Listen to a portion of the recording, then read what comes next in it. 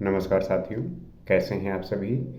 उम्मीद करता हूं कि आप स्वस्थ होंगे, सुखी होंगे और प्रसन्न होंगे। इस अष्टावक्र गीता में आपका स्वागत है।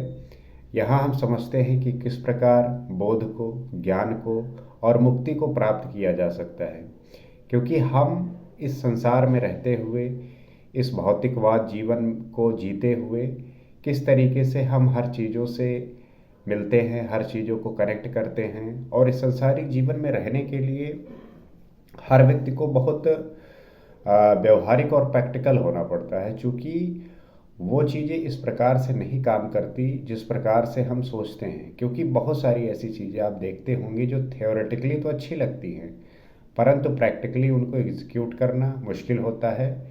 तो इन्हीं सब स्थितियों को जानने के लिए, इन्हीं सब परिस्थितियों को मैनेज करने के लिए और इस संसारी जीवन में रहकर आप उस अध्यात्म को, आप सन्यासी हो सकते हैं, वैरागी हो सकते हैं।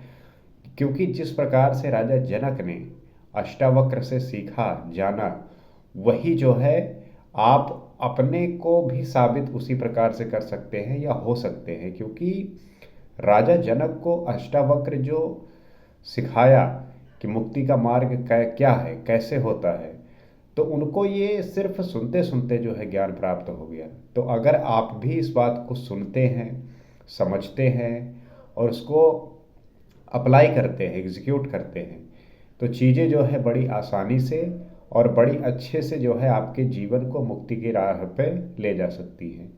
तो उन्हीं सूत्रों को समझने का प्रयास करते हैं और जानते हैं कि क्या है। तो जैसा कि विलसन्ति महाभोगैर्विशन्ति गिरग्यारान् निरस्त कल्पना धीरा अबद्धा मुक्त बुद्धया। कल्पना रहित, बंधन मुक्त तथा मुक्त बुद्धि वाले ज्ञानी पुरुष कभी उत्तम तथा श्रेष्ठ भोगों का विलास पूर्वक भोग करते हैं और कभी पर्वत की गुफाओं में चले जाते हैं। मतलब क्या है कि जो ज्ञानी इच्छा मुक्ता हो गया हो, जो वासना रहित, कल्पना रहित, बंधन रहित हो गया हो, जिसे संसार में एक तत्व का ज्ञान हो गया, वो मुक्त चित्त वाला ज्ञानी पुरुष बड़े बड़े भोगों के साथ क्रीड़ा करते हुए भी उनमें अलिप्त अछूत रहता है। मतलब कि जो ज्ञानी इच्छा मुक्त हो गया है, जो इच्छा मुक्त हो गया वही ज्ञानी होता है। और वही ज्ञानी है जिसके पास किसी भी प्रकार की इच्छा है नहीं। कहने का मतलब है कि डिज़ायर उसके समाप्त हो गए हैं, वो जो है डिज़ायर खत्म हो गए हैं। तो जो वासना रहित है, और जो वासना रहित है उसके अंदर किसी भी प्रकार का की आसक्ति नहीं है, किसी भी प्रकार का मोह नहीं है, लगाव नहीं है, कल्पना रहित है। हर व्यक्ति अपने दिमाग में कल्पना बनाता है, अलग अलग कहानियाँ बुनता है, अलग अलग तरीके से अपने आप को उसमें हीरो बनाता है। तो ये जो कल्पना का विषय है, ओवर थिंकिंग वाली जो प्रक्रिया है, और कल्पना में आप बहुत ऐसी दुनिया बनाते हैं, बहुत ऐसी कहानी बनाते हैं और उसको जीने का प्रयास करते हैं, तो उससे जो रहित हो गया, कल्पना की वहाँ पे किसी भी प्रकार की गुंजाइश नहीं, वो सदैव सत्य को स्वभाव बना लेता है जो ज्ञानी है। तो वहाँ पे कल्पना का कोई भी अस्तित्व बचता नहीं, बंधन रहित हो गया है, जिसका किसी भी व्यक्ति से, किसी भी वस्तु से बंधन नहीं है। जैसे हर एक व्यक्ति का किसी न किसी व्यक्ति से बंधन होता है, स्त्री का पुरुष से, पुरुष का स्त्री से, पति पत्नी का, भाई बहन का, माता पिता का, इस तरीके के जो संबंध है उसमें वो बंधा रहता है। यही जो है मोह का कारण है और यही जो है व्यक्ति को दुखी करता है। और कोई वस्तु से भी हो सकता है, आपको अपनी कोई बहुत प्यारी चीज़ पसंद आ सकती है, आप उससे जो है आसक्त रहते हैं, लिप्त रहते हैं।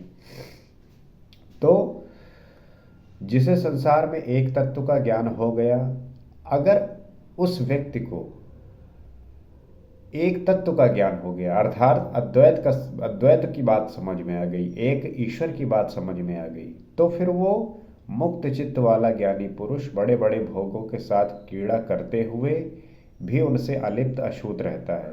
अगर किसी व्यक्ति का माइंडसेट इस प्रकार का है, तो इस संसार में रहते हुए भोग के साथ क्रीड़ा करते हुए भी अलिप्त और अछूत रहता है। तात्पर्य यही है कि वो व्यक्ति जो है कार्य तो सब कुछ कर रहा है एक संसारी व्यक्ति के साथ, लेकिन लिप्त नहीं है, अछूत है। तो वो भोगों को क्रीड़ा के समान, खेल के समान, नाटक के समान तटस्थ होकर साक्षी भाव से भोगता है। तात्पर्य यही है कि वो भोगों को क्रीड़ा के समान, खेल के समान और नाटक के समान, जिसे ये जो कर रहा होता है व्यक्ति, वो इसको नाटक समझता है, उसको जो है खेल समझता है, और तटस्थ होकर जो है साक्षी भाव से हर एक चीज़ को देखता रहता है, ऑब्जर्व करता रहता है, उसमें मिलता नहीं है। जैसे इस संसारिक जीवन में हर एक व्यक्ति उसमें लिप्त है, आसक्त है, तो वो जो है कर तो सब कुछ रहा होता है, परंतु उसमें लिप्त नहीं होता, उससे अछूत रहता है, और वो सब ये नाटक समझकर जो है साक्षी भाव से सब देखता रहता है, अर्थात वो आत्मा में स्थिर होता है। वो चाहे तो पर्वत की गुफाओं में भी रह सकता है, दोनों ही स्थिति में वो अनाग्रह पूर्ण होता है। अगर वो चाहे तो गुफा में भी रह सकता है पर्वतों की, और दोनों ही स्थिति में उसकी जो मन की स्थिति है वो एक समान है, चाहे वो पर्वत की गुफाओं में रहे और चाहे संसार में रहे। जैसे कि लोग कहेंगे कि मुझे संसार जो है बड़ा डिस्ट्रैक्ट करता है, परेशान करता है, लेकिन अगर मुझे कहीं जंगल में रहना पड़े या कहीं गुफा में तो मैं जो है तपस्या कर पाऊँ, नहीं कर सकते, क्योंकि आपकी इच्छाएं आपको जो है परेशान वहाँ भी करेगी। जैसे गौतम बुद्ध थे, उन्हें प्रवचन देना हुआ तो कहीं भी दे सकते हैं। वो व्यक्ति कहेगा कि मुझे जो है कोई चीज़ डिस्ट्रैक्ट कर रही है तो मैं जो है उससे अलग हट जाऊँ, तभी वो कर सकता हूँ। तो इसका मतलब है कि उसके प्रति आपकी इच्छा जो है अभी, वासना जो है, कामना अभी बनी हुई है, इस वजह से वो चीज़ आपको डिस्ट्रैक्ट कर रही है। और जब आपकी वो वासना, उसके प्रति कामना समाप्त हो जाएगी, ख़त्म हो जाएगी, तो आपका वो डिस्ट्रैक्शन चाहे जहाँ हो वहाँ पे जो है समाप्त, खत्म। कहते नहीं कि ध्यान अगर आप जंगल में किए तो क्या किए, ध्यान अगर आप वेश्यालय में कर रहे हैं तब जो है ये करने की वही बात है कि ध्यान का वो स्तर, आपके मन की वो स्थिति, मन तो खैर वहाँ बसता ही नहीं है, वहाँ पे आप आत्मा में स्थिर होते हैं। तो ऐसे ऑड सिचुएशन में अगर आप चीज़ें कर पा रहे हैं, इसका मतलब कि आप इच्छाओं से मुक्त हो गए हैं, अन्यथा फिर तो ढोंग है और नाटक है। तो वो ज्ञानी दोनों स्थिति में एक समान होता है, दोनों में वो समभाव वाला रहता है, दोनों ही स्थिति में एक समान भाव वाला होता है।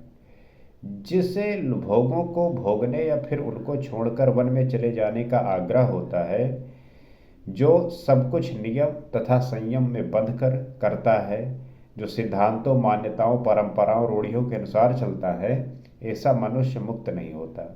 बहुत ऐसे व्यक्ति आप देखे होंगे जो सिद्धांतों पर चलते हैं, मान्यताओं पर, परंपराओं पर, रूढ़ियों पर चलते हैं।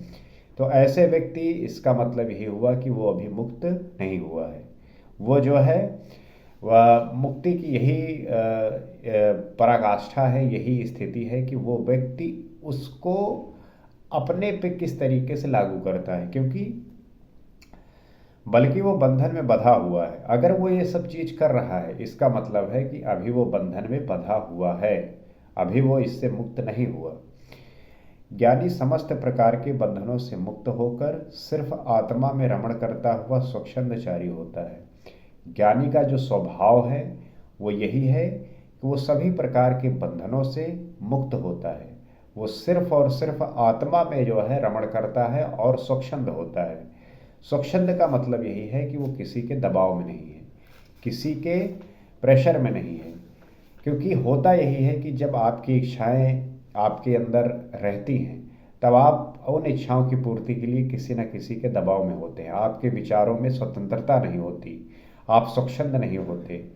तो आपकी ये जो स्थिति होती है, इसका यही मतलब है कि आप अभी मुक्त नहीं हुए।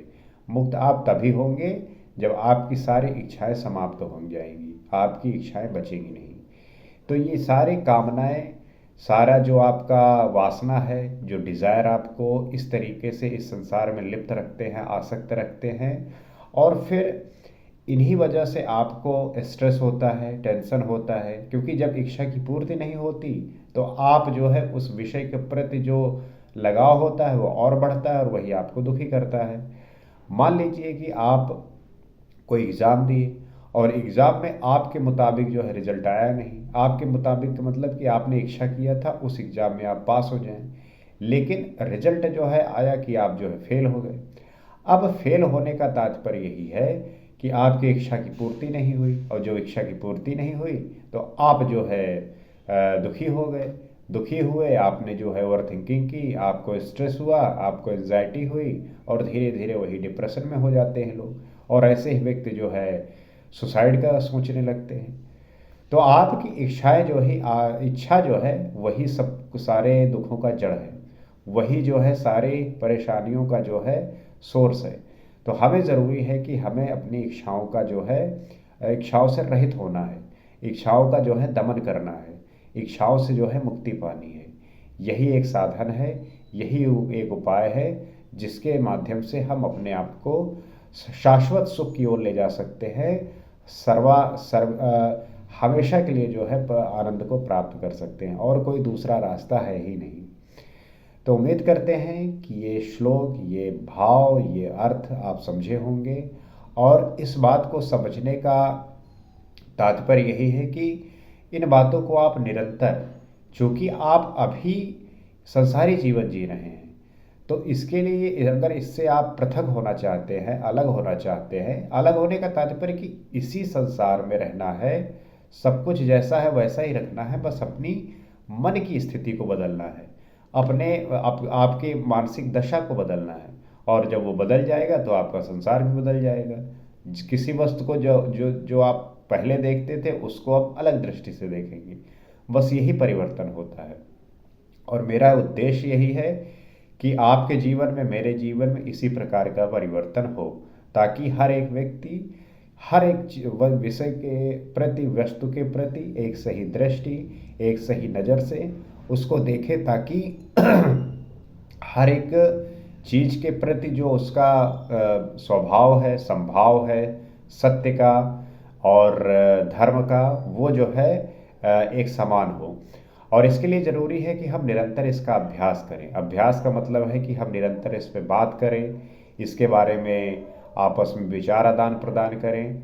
तो ज़रूरी है कि हम एक दूसरे से कनेक्ट हों। उसके लिए ज़रूरी है कि हम एक दूसरे को फॉलो करें, और इस टेक्नोलॉजी में जो कहते हैं कि सब्सक्राइब करें, तो आप कर सकते हैं, आप जुड़ सकते हैं। इसी प्रकार से हम अपने विचारों के आदान प्रदान से चीज़ें ठीक करने का प्रयास करेंगे। जहाँ पे कुछ गलतियाँ हो रही हैं, जहाँ पे हम थोड़ा बेहोशी के हालत में या थोड़ा अपनी अज्ञानता के कारणवश जो चीज़ें कर रहे होते हैं उसमें सुधार कर सकते हैं। बस इसी प्रयास में, इसी तैयारी के साथ हम अपने राष्ट्र को, अपने समाज को, अपने परिवार को एक उच्च दिशा में, एक नए दिशा में, एक प्रकाश की दिशा में, एक नई दुनिया में ले जाने का प्रयास करेंगे।